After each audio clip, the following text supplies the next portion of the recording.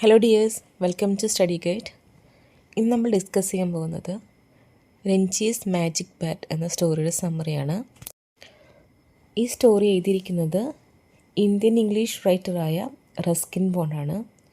അദ്ദേഹം ധാരാളം നോവലുകളും ചെറുകഥകളും എല്ലാം പ്രസിദ്ധീകരിച്ചിട്ടുണ്ട്.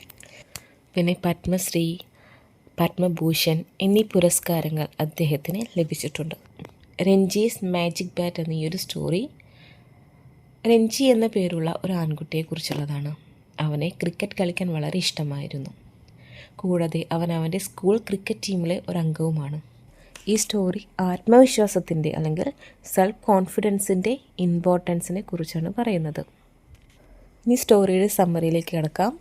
രഞ്ജീസ് magic bat, written by Ruskin Bond. ഒരു ക്രിക്കറ്റ് മാച്ചോട് കൂടിയാണ് കഥ തുടങ്ങുന്നത്. 4 വിക്കറ്റിന് 53 എന്ന നിലയിലായിരുന്നു സ്കോർ. ഇനി 60 റൺസ് കൂടി വേണം. ക്രീസിൽ രഞ്ജിയായിരുന്നു ബാറ്റിംഗ്. നിരയിലെ അവസാനത്തെ ബാറ്റ്സ്മാനാണവൻ. ബാക്കിയെല്ലാം ബോളേഴ്സാണ്. ബോളേഴ്സ് അധികം റൺസ് നേടുമെന്ന് ആരും കരുതുന്നില്ല. അതുകൊണ്ട് ടീമിൻ്റെ വിധി രഞ്ജിയുടെ കയ്യിലായിരുന്നു. അവൻ്റെ ടീമിന് അവനെ നല്ല വിശ്വാസമാണ്. കാരണം മുമ്പുള്ള കളികളിൽ അവൻ ഒരുപാട് റൺസ് നേടിയിട്ടുണ്ട്. രഞ്ജി ബാറ്റ് ചെയ്യാൻ റെഡിയായി. ബോളർ ഒരു നല്ല പൊക്കക്കാരനായിരുന്നു. നല്ലൊരു ഓട്ടത്തിന് ശേഷം ബോളർ രഞ്ജിയുടെ സ്റ്റമ്പുകളിലേക്ക് പന്തെറിഞ്ഞു. അല്പം മുമ്പോട്ട് നീങ്ങി ബോളറിന് നേരെ ബോൾ തിരിച്ചടിക്കാനായിരുന്നു രഞ്ജിയുടെ പ്ലാൻ. പക്ഷേ അവസാന നിമിഷം അവൻ തീരുമാനം മാറ്റി. ബോൾ ഓഫ് സൈഡിലേക്ക് തട്ടിയിടാമെന്ന് കരുതി.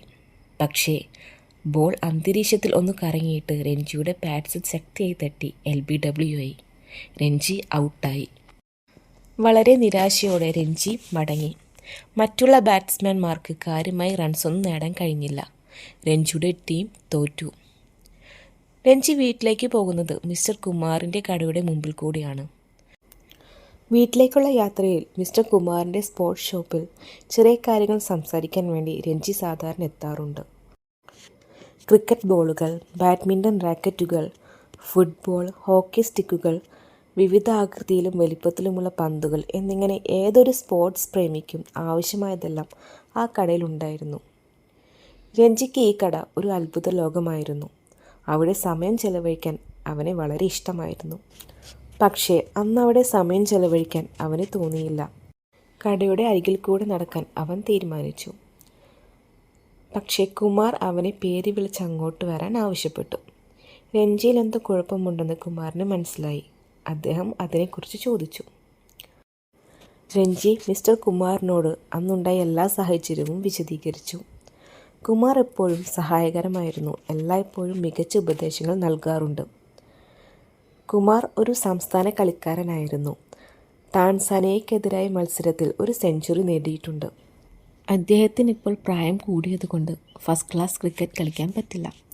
പക്ഷേ അദ്ദേഹം ചെറുപ്പക്കാരായ കളിക്കാരെ പ്രോത്സാഹിപ്പിക്കുന്നു. രഞ്ജി ഒരു നല്ല ക്രിക്കറ്ററാണെന്ന് കുമാറിന് അറിയാമായിരുന്നു. രഞ്ജി അന്നുണ്ടായതെല്ലാം മിസ്റ്റർ കുമാറിനോട് വിശദീകരിച്ചു.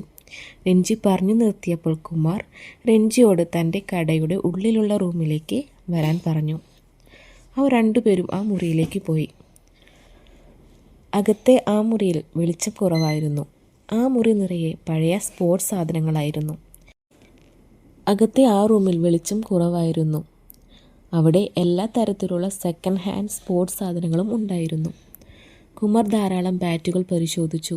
ഒടുവിൽ ഒരെണ്ണം എടുത്ത് രഞ്ജിയോട് പറഞ്ഞു.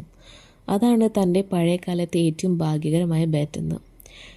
തൻ്റെ കളിയിൽ സെഞ്ചുറി അടിക്കാൻ കാരണമായത് ആ ബാറ്റാണെന്നും അദ്ദേഹം കൂട്ടിച്ചേർത്തു. അതൊരു പഴയ ബാറ്റായിരിക്കാം, പക്ഷേ അതിൻ്റെ മാജിക് ഇപ്പോഴും പോയിട്ടില്ല എന്ന് പറഞ്ഞുകൊണ്ട് മിസ്റ്റർ കുമാർ ആ ബാറ്റ് രഞ്ജിക്ക് നേരെ നീട്ടി. ആ ക്രിക്കറ്റ് സീസൺ തീരും വരെ ആ ബാറ്റ് രഞ്ജിക്ക് കൊടുക്കാമെന്ന് അയാൾ പറഞ്ഞു. രഞ്ജി അത് വാങ്ങിച്ചതിനെ ബഹുമാനത്തോടും സന്തോഷത്തോടും കൂടി നോക്കി. ആ മാജിക് ബാറ്റ് രഞ്ജിയുടെ ഭാഗ്യം മാറ്റിമറിച്ചു. അടുത്ത ശനിയാഴ്ച കളിച്ച കളിയിൽ അവൻ 58 റൺസ് നേടി. അവൻ്റെ സ്കൂളിനെ വിജയത്തിലേക്ക് നയിച്ചു. വീട്ടിലേക്ക് പോകും വഴി രഞ്ജി കുമാറിൻ്റെ കടയിൽ കയറി. കുമാറിനെ സന്തോഷവാർത്ത അറിയിച്ചു.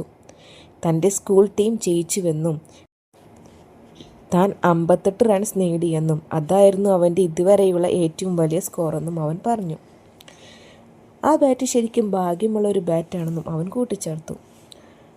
മിസ്റ്റർ കുമാറിന് വളരെ സന്തോഷമായി. ഇനിയും കൂടുതൽ റണ്ണുകൾ അവൻ നേടുമെന്നും മിസ്റ്റർ കുമാർ പറഞ്ഞു. പക്ഷേ നിർഭാഗ്യവശാൽ അവൻ്റെ കയ്യിൽ നിന്നും ആ മാജിക് ബാറ്റ് മിസ്സായിപ്പോയി. മറ്റൊരു ദിവസം കളിച്ചപ്പോൾ രഞ്ജിക്ക് തൻ്റെ ടീം മേറ്റായ ഭീമിനെ ഹോസ്പിറ്റലിലേക്ക് കൊണ്ടുപോകേണ്ടി വന്നു.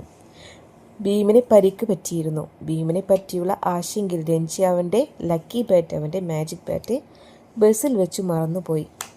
വീട്ടിൽ ചെന്ന ശേഷമാണ് ബാറ്റ് മറന്ന കാര്യം അവൻ ഓർത്തത്. അങ്ങനെ അവൻ്റെ ആ ലക്കി ബാറ്റ്, അവൻ്റെ മാജിക് ബാറ്റ് നഷ്ടപ്പെട്ടു. പിറ്റേ ദിവസം വലിയ ദുഃഖിതനായിട്ടാണ് അവൻ കുമാറിൻ്റെ കടയിൽ ചെന്നത്. ബാറ്റ് നഷ്ടപ്പെട്ട വിവരം അവൻ അദ്ദേഹത്തോട് പറഞ്ഞു.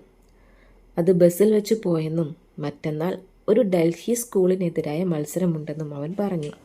മാജിക് ബാറ്റ് തൻ്റെ കയ്യിൽ ഇല്ലാത്തതിനാൽ താൻ റണ്ണൊന്നും എടുക്കാതെ തന്നെ പുറത്താക്കപ്പെടുമെന്ന് രഞ്ജി ഭയപ്പെട്ടു.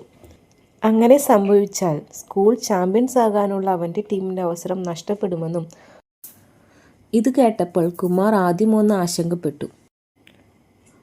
പക്ഷേ പിന്നീട് രഞ്ജിയോട് പറഞ്ഞു അവന് വേണ്ട റണ്ണ് അവൻ ഇനിയും നേടാൻ പറ്റുമെന്ന്. അപ്പോൾ രഞ്ജി മിസ്റ്റർ കുമാറിനോട് പറഞ്ഞു അവൻ്റെ കയ്യിൽ ആ മാജിക് ബാറ്റ് ഇല്ലല്ലോ എന്ന്.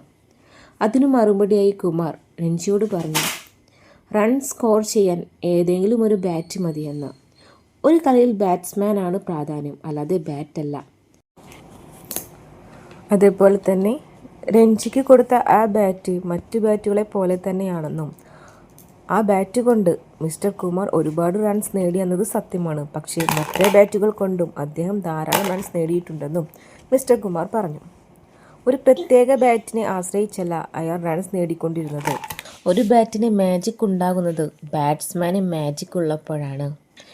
കൂടാതെ രഞ്ജിക്ക് ആവശ്യം ആത്മവിശ്വാസമാണെന്നും ആ ബാറ്റിൽ വിശ്വസിച്ചത് കൊണ്ടാണ് അവനെ ആത്മവിശ്വാസം തിരിച്ചു കിട്ടിയതെന്നും മിസ്റ്റർ കുമാർ രഞ്ജിയോട് പറഞ്ഞു.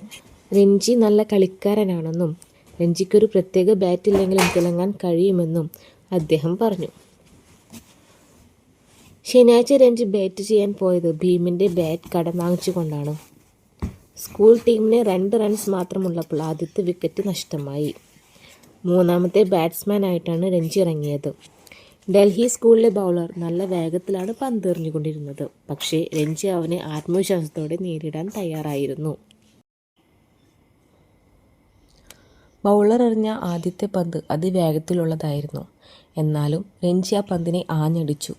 അത് ഫീൽഡേഴ്സിൻ്റെ തലയ്ക്ക് മുകളിൽ കൂടി പറന്ന് കോൾഡ് ഡ്രിങ്ക് കുപ്പികൾ ഇരിക്കുന്ന പെട്ടിയിലേക്ക് വീണു. രഞ്ജി 6 റൺസ് നേടി. എല്ലാവരും എഴുന്നേറ്റ് നിന്ന് കൈയടിച്ചു. രഞ്ജിയുടെ വലിയ ഇന്നിങ്സിൻ്റെ തുടക്കം മാത്രമായിരുന്നു അത്. മത്സരം ഡ്രോ ആയിട്ടാണ് അവസാനിച്ചത്. പക്ഷേ രഞ്ജി നേടിയ 75 റൺസായിരുന്നു അന്നത്തെ സ്കൂളിലെ പ്രധാന ചർച്ചാ വിഷയം. വീട്ടിലേക്ക് പോകും വഴി രഞ്ജി 1 ഡസൻ ലഡ്ഡു വാങ്ങിച്ചു. 6 എണ്ണം അവൻ്റെ അയൽപ്പക്കക്കാരനായ കോകിക്കും 6 എണ്ണം കുമാറിനും വേണ്ടി. അങ്ങനെ രഞ്ജീസ് മാജിക് ബാറ്റ് എന്ന ഈ ഒരു സ്റ്റോറി ഇവിടെ അവസാനിച്ചു.